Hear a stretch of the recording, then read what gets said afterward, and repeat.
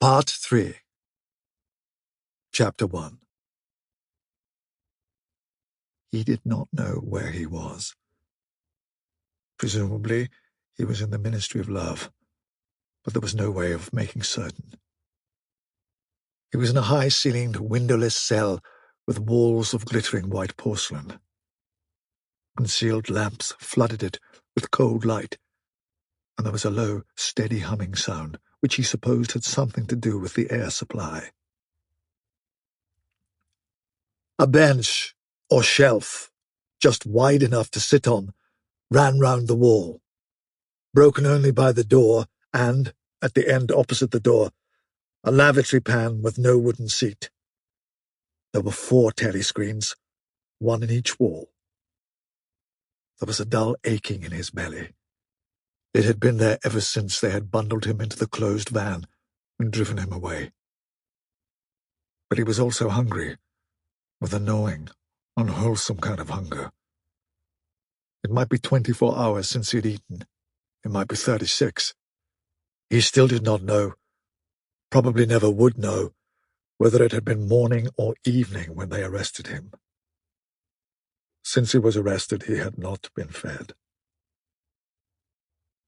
He sat as still as he could on the narrow bench, with his hands crossed on his knee. He had already learned to sit still. If you made unexpected movements, they yelled at you from the telescreen. But the craving for food was growing upon him. What he longed for above all was a piece of bread. He had an idea that there were a few breadcrumbs in the pocket of his overalls. It was even possible, he thought this because from time to time something seemed to tickle his leg, that there might be a sizable bit of crust there. In the end, the temptation to find out overcame his fear. He slipped a hand into his pocket. "Smith!" yelled a voice from the telescreen. 6079, Smith W. Hands out of pockets in the cells. He sat still again, his hands crossed on his knee. Before being brought here, he had been taken to another place, which must have been an ordinary prison, or a temporary lock-up used by the patrols. He did not know how long he had been there. Some hours, at any rate. With no clocks and no daylight, it was hard to gauge the time. It was a noisy, evil-smelling place. They had put him into a cell similar to the one he was now in, but filthily dirty, and at all times crowded by 10 or 15 people. The majority of them were common criminals, but there were a few political prisoners among them. He had sat silent against the wall, jostled by dirty bodies, too preoccupied by fear and the pain in his belly to take much interest in his surroundings, but still noticing the astonishing difference in demeanor between the party prisoners and the others. The party prisoners were always silent and terrified, but the ordinary criminals seemed to care nothing for anybody. They yelled insults at the guards, fought back fiercely when their belongings were impounded, wrote obscene words on the floor, ate smuggled food which they produced from mysterious hiding places in their clothes, and even shouted down the telescreen when it tried to restore order. On the other hand, some of them seemed to be on good terms with the guards, called them by nicknames, and tried to wheedle cigarettes through the spy hole in the door. The guards, too, treated the common criminals with a certain forbearance, even when they had to handle them roughly. There was much talk about the forced labor camps, to which most of the prisoners expected to be sent. It was all right in the camps, he gathered, so long as you had good contacts and knew the ropes. There was bribery, favoritism and racketeering of every kind. There was homosexuality and prostitution. There was even illicit alcohol distilled from potatoes. The positions of trust were given only to the common criminals, especially the gangsters and the murderers, who formed a sort of aristocracy. All the dirty jobs were done by the politicals. There was a constant come and go of prisoners of every description. Drug peddlers, thieves, bandits, black marketeers, drunks, prostitutes, Some of the drunks were so violent that the other prisoners had to combine to suppress them. An enormous wreck of a woman, aged about 60, with great tumbling breasts and thick coils of white hair which had come down in her struggles, was carried in, kicking and shouting, by 4 guards, who had hold of her, one at each corner. They wrenched off the boots with which she had been trying to kick them, and dumped her down across Winston's lap, almost breaking his thigh bones. The woman hoisted herself upright and followed them out with a yell of, "Effing bastards!" Then, noticing that she was sitting on something uneven, she slid off Winston's knees onto the bench. "Beg pardon, dearie," she said. "I wouldn't have sat on you, only the buggers put me there. They don't know how to treat a lady, do they?" She paused, patted her breast, and belched. "Pardon," she said. "I ain't myself quite." She leaned forward and vomited copiously on the floor. "That's better," she said, leaning back with closed eyes. "Never keep it down, that's what I say. Get it up while it's fresh on your stomach like." She revived, turned to have another look at Winston, and seemed immediately to take a fancy to him. She put a vast arm round his shoulder and drew him towards her, breathing beer and vomit into his face. "What's your name, dearie?" she said. "Smith," said Winston. "Smith?" said the woman. "That's funny, my name's Smith too. Why," she added sentimentally, "I might be your mother." She might, thought Winston, be his mother. She was about the right age, and physique, and it was probable that people changed somewhat after 20 years in a forced labour camp. No one else had spoken to him. To a surprising extent, the ordinary criminals ignored the party prisoners. The polits, they called them, with a sort of uninterested contempt. The party prisoners seemed terrified of speaking to anybody, and above all, of speaking to one another. Only once, when 2 party members, both women, were pressed close together on the bench, he overheard, amid the din of voices, a few hurriedly whispered words, and in particular a reference to something called Room 101, which he did not understand. It might be 2 or 3 hours ago that they had brought him here. The dull pain in his belly never went away, but sometimes it grew better and sometimes worse, and his thoughts expanded or contracted accordingly. When it grew worse, he thought only of the pain itself and of his desire for food. When it grew better, panic took hold of him. There were moments when he foresaw the things that would happen to him with such actuality that his heart galloped and his breath stopped.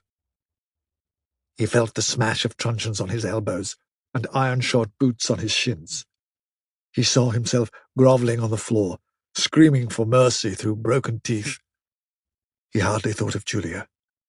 He could not fix his mind on her. He loved her and would not betray her, but that was only a fact, known as he knew the rules of arithmetic. He felt no love for her, and he hardly even wondered what was happening to her. He thought oftener of O'Brien, with a flickering of hope. O'Brien must know that he had been arrested. The Brotherhood, he had said, never tried to save its members, but there was the razor blade.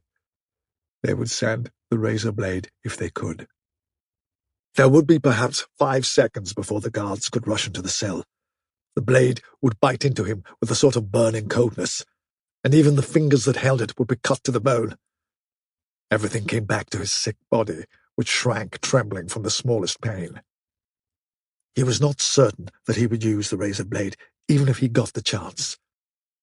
It was more natural to exist from moment to moment, accepting another 10 minutes' life, even with the certainty that there was torture at the end of it. Sometimes he tried to calculate the number of porcelain bricks in the walls of the cell.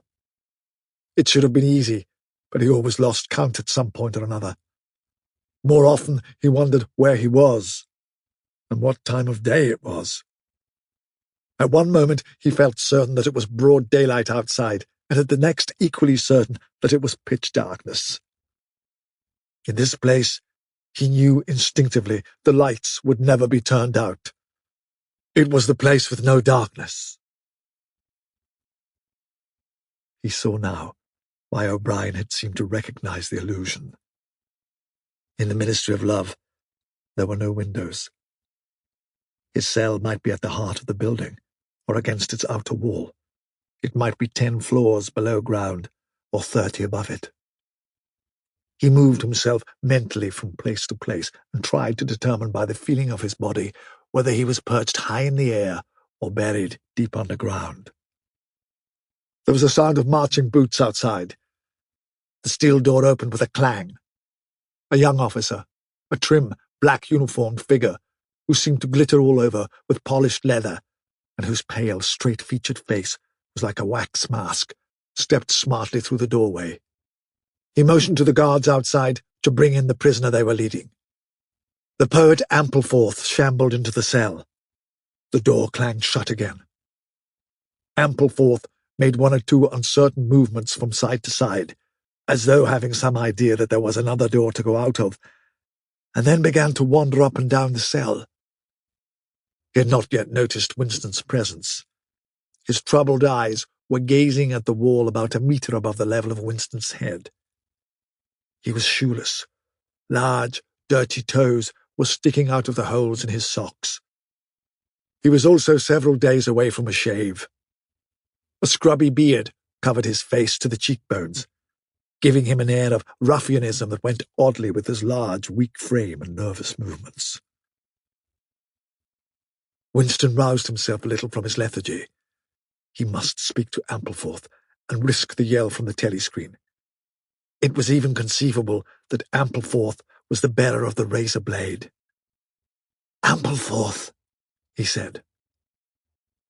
There was no yell from the telescreen.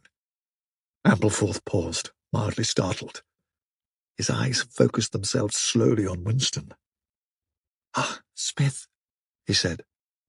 "You too. What are you in for?" "To tell you the truth," he sat down awkwardly on the bench opposite Winston. "There is only one offence, is there not?" he said. "And you have committed it?" "Apparently I have." He put a hand to his forehead and pressed his temples for a moment, as though trying to remember something. "These things happen," he began vaguely. "I have been able to recall one instance, a possible instance. It was an indiscretion, undoubtedly. We were producing a definitive edition of the poems of Kipling. I allowed the word God to remain at the end of a line. I could not help it," he added almost indignantly, raising his face to look at Winston. "It was impossible to change the line. The rhyme was rod. Do you realize that there are only 12 rhymes to rod in the entire language? For days I had racked my brains. There was no other rhyme." The expression on his face changed. The annoyance passed out of it, and for a moment he looked almost pleased. A sort of intellectual warmth, the joy of the pedant who has found out some useless fact, shone through the dirt and scrubby hair. "Has it ever occurred to you," he said, "that the whole history of English poetry has been determined by the fact that the English language lacks rhymes?" No, that particular thought had never occurred to Winston, nor in the circumstances did it strike him as very important or interesting. "Do you know what time of day it is?" he said. Ampleforth looked startled again. "I had hardly thought about it. They arrested me, it could be 2 days ago, perhaps 3. His eyes flitted round the walls, as though he half expected to find a window somewhere. "There is no difference between night and day in this place. I do not see how one can calculate the time." They talked desultorily for some minutes. Then, without apparent reason, a yell from the telescreen bade them be silent. Winston sat quietly, his hands crossed. Ampleforth, too large to sit in comfort on the narrow bench, fidgeted from side to side, clasping his lank hands first round one knee, then round the other. The telescreen barked at him to keep still. Time passed. 20 minutes, an hour. It was difficult to judge. Once more, there was a sound of boots outside. Winston's entrails contracted. Soon, very soon, perhaps in 5 minutes, perhaps now, the tramp of boots would mean that his own turn had come. The door opened. The cold-faced young officer stepped into the cell. With a brief movement of the hand, he indicated Ampleforth. "Room 101, he said. Ampleforth marched clumsily out between the guards, his face vaguely perturbed but uncomprehending. What seemed like a long time passed. The pain in Winston's belly had revived. His mind sagged round and round on the same track, like a ball falling again and again into the same series of slots. He had only 6 thoughts. The pain in his belly, a piece of bread, the blood and the screaming, O'Brien, Julia, the razor blade. There was another spasm in his entrails. The heavy boots were approaching.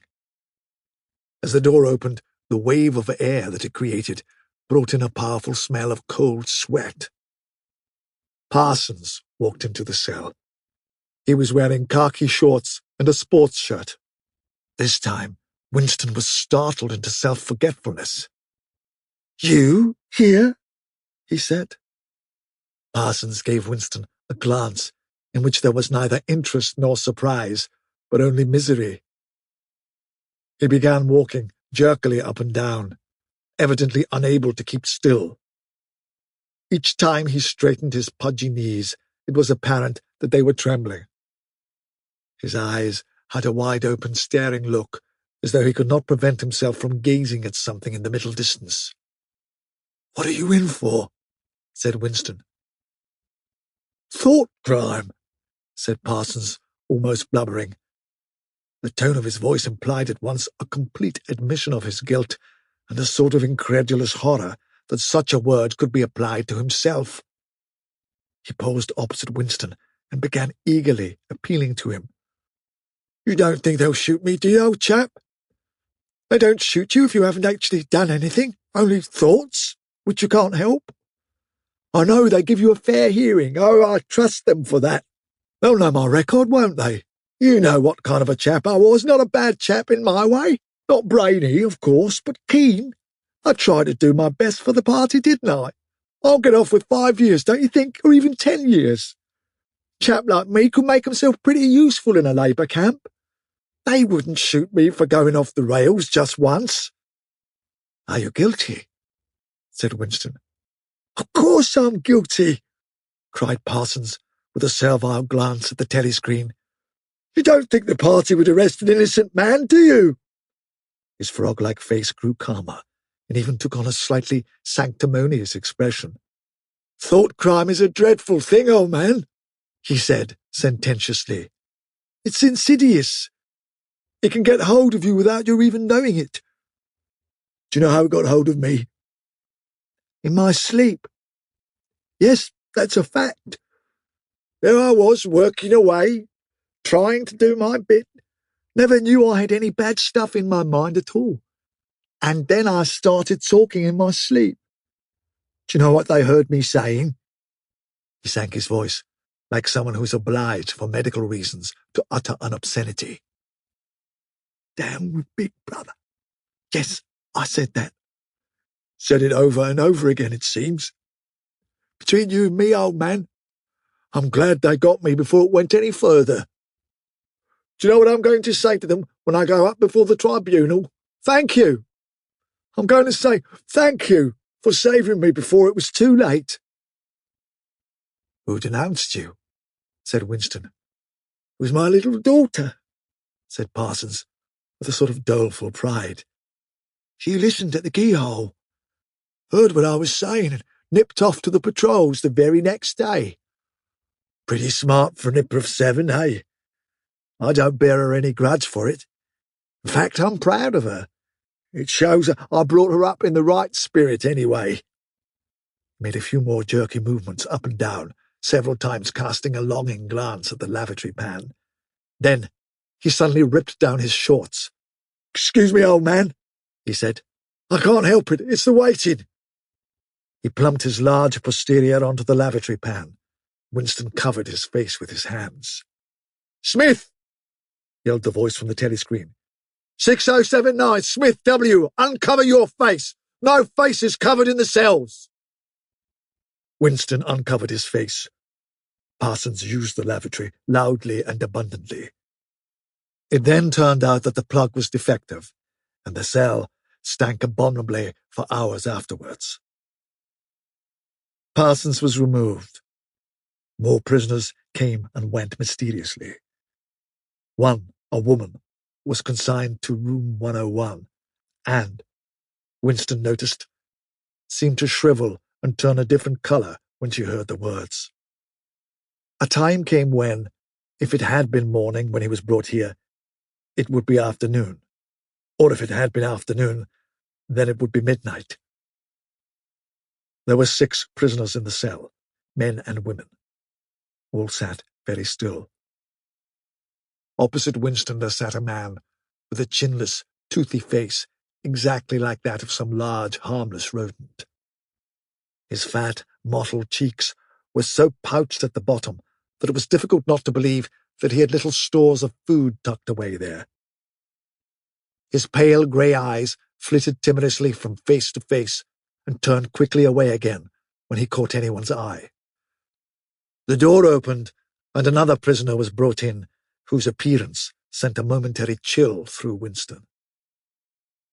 He was a commonplace, mean-looking man, who might have been an engineer or technician of some kind.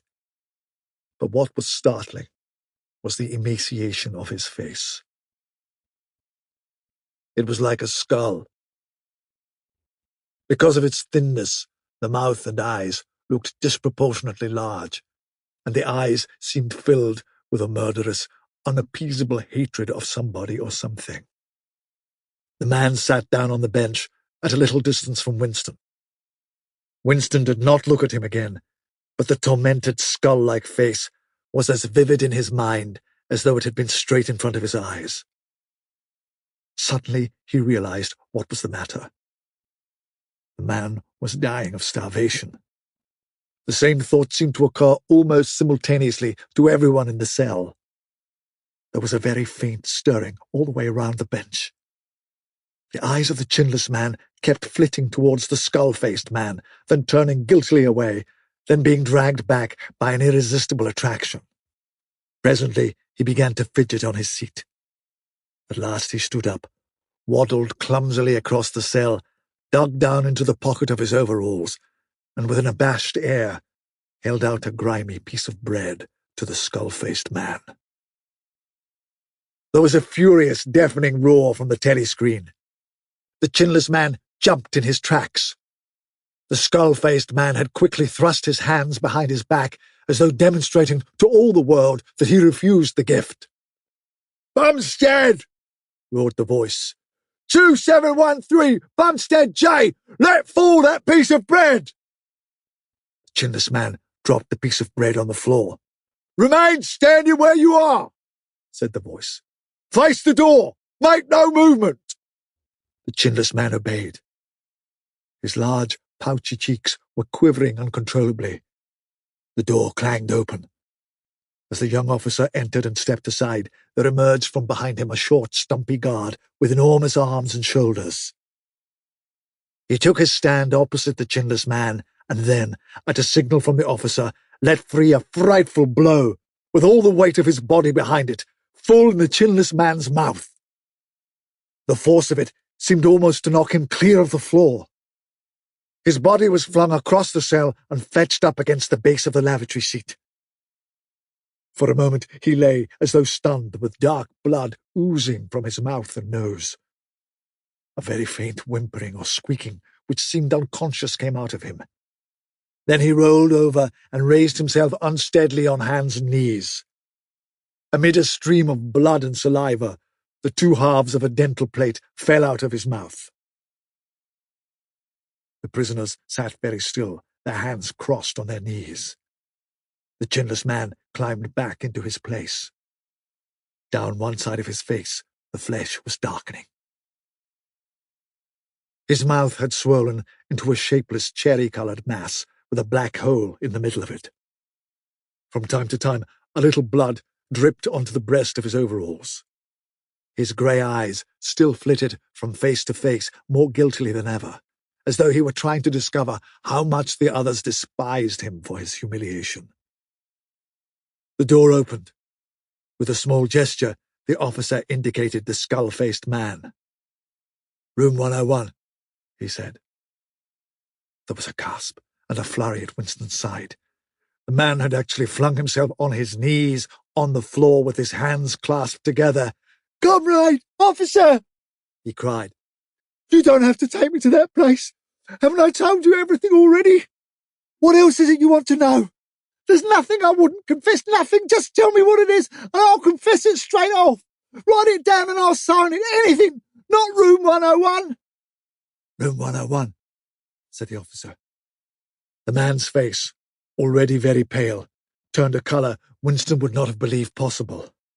It was definitely, unmistakably, a shade of green. "Do anything to me," he yelled. "You've been starving me for weeks. Finish it off and let me die. Shoot me, hang me, sentence me to 25 years. Is there somebody else you want me to give away? Just say who it is, and I'll tell you anything you want. I don't care who it is or what you do to them. I've got a wife and 3 children. The biggest of them isn't 6 years old. You can take the whole lot of them and cut their throats in front of my eyes, and I'll stand by and watch it, but not room 101. "Room 101, said the officer. The man looked frantically round at the other prisoners, as though with some idea that he could put another victim in his own place. His eyes settled on the smashed face of the chinless man. He flung out a lean arm. "That's the one you ought to be taking, not me," he shouted. "You didn't hear what he was saying after they bashed his face. Give me a chance, and I'll tell you every word of it. He's the one that's against the party, not me." The guard stepped forward. The man's voice rose to a shriek. "You didn't hear him," he repeated. "Something went wrong with the telescreen. He's the one you want. Take him, not me." The 2 sturdy guards had stopped to take him by the arms. But just at this moment, he flung himself across the floor of the cell and grabbed one of the iron legs that supported the bench. He had set up a wordless howling like an animal. The guards took hold of him to wrench him loose, but he clung on with astonishing strength. For perhaps 20 seconds they were hauling at him. The prisoners sat quiet, their hands crossed on their knees, looking straight in front of them. The howling stopped. The man had no breath left for anything except hanging on. Then there was a different kind of cry. A kick from a guard's boot had broken the fingers of one of his hands. They dragged him to his feet. "Room 101, said the officer. The man was led out, walking unsteadily with head sunken, nursing his crushed hand, all the fight gone out of him. A long time passed. If it had been midnight when the skull-faced man was taken away, it was morning. If morning, it was afternoon. Winston was alone, and had been alone for hours. The pain of sitting on the narrow bench was such that he often got up and walked about, unreproved by the telescreen. The piece of bread still lay where the chinless man had dropped it. At the beginning it needed a hard effort not to look at it, but presently hunger gave way to thirst. His mouth was sticky and evil-tasting. The humming sound and the unvarying white light induced a sort of faintness, an empty feeling inside his head. He would get up because the ache in his bones was no longer bearable, and then would sit down again almost at once because he was too dizzy to make sure of staying on his feet. Whenever his physical sensations were a little under control, the terror returned. Sometimes, with a fading hope, he thought of O'Brien and the razor blade. It was thinkable that the razor blade might arrive concealed in his food if he were ever fed. More dimly, he thought of Julia. Somewhere or other, she was suffering, perhaps far worse than he. She might be screaming with pain at this moment. He thought, if I could save Julia by doubling my own pain, would I do it? Yes, I would. But that was merely an intellectual decision, taken because he knew that he ought to take it. He did not feel it. In this place, you could not feel anything except pain and the foreknowledge of pain. Besides, was it possible, when you were actually suffering it, to wish for any reason whatever that your own pain should increase? But that question was not answerable yet. The boots were approaching again. The door opened. O'Brien came in. Winston started to his feet. The shock of the sight had driven all caution out of him. For the first time in many years, he forgot the presence of the telescreen. "They've got you too," he cried. "They got me a long time ago," said O'Brien, with a mild, almost regretful irony. He stepped aside. From behind him there emerged a broad-chested guard with a long black truncheon in his hand. "You knew this, Winston," said O'Brien. "Don't deceive yourself. You did know it. You have always known it." Yes, he saw now that he had always known it. But there was no time to think of that. All he had eyes for was the truncheon in the guard's hand. It might fall anywhere, on the crown, on the tip of the ear, on the upper arm, on the elbow. The elbow! He had slumped to his knees, almost paralyzed, clasping the stricken elbow with his other hand. Everything had exploded into yellow light. Inconceivable, inconceivable that one blow could cause such pain. The light cleared, and he could see the other two looking down at him. The guard was laughing at his contortions. One question at any rate was answered. Never, for any reason on earth, could you wish for an increase of pain. Of pain, you could wish only one thing, that it should stop. Nothing in the world was so bad as physical pain. In the face of pain, there are no heroes, he thought over and over, as he writhed on the floor, clutching uselessly at his disabled left arm.